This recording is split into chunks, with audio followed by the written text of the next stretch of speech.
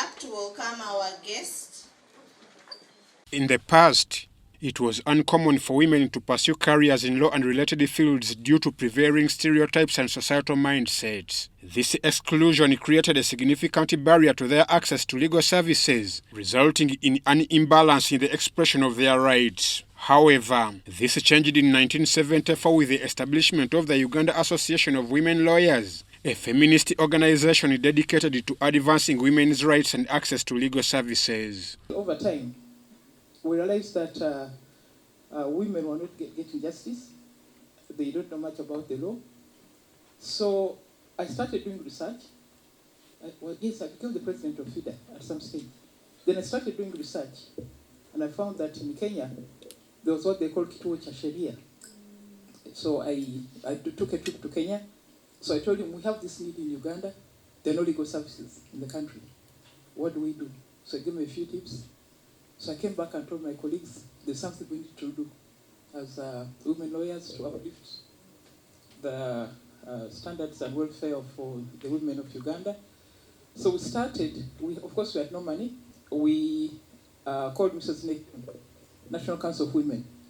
Said, here we are, you are doing a lot of work for the women, but we have a deficiency in the legal area and want to fill that gap. Over the years, many women have successfully entered the legal profession. One notable figure is Right Honorable Rebecca Alitwala Kadaga, whose contributions to the legal field and the country at large are widely celebrated. Because I was a woman, people are not sure, men are used to underhand dealings and so on. So they found it difficult to propose such things to me. So I continued getting just ordinary clients. Occasionally I would get a few corporations. So that's how it started. Speaking to feminists at the FIDA Uganda offices in Ntinda for the launch of the FIDA Uganda Book Club, Kadaga expressed her appreciation for the increasing number of women entering the legal and judicial fields.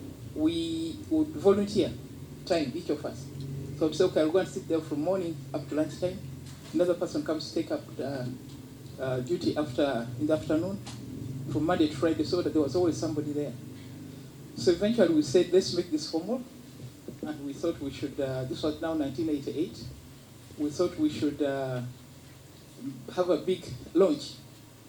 So in the week of International Women's Day, we invited the Chief Justice, Justice Wambuzi, to come and launch the first legal aid clinic, the first in Uganda, by the way.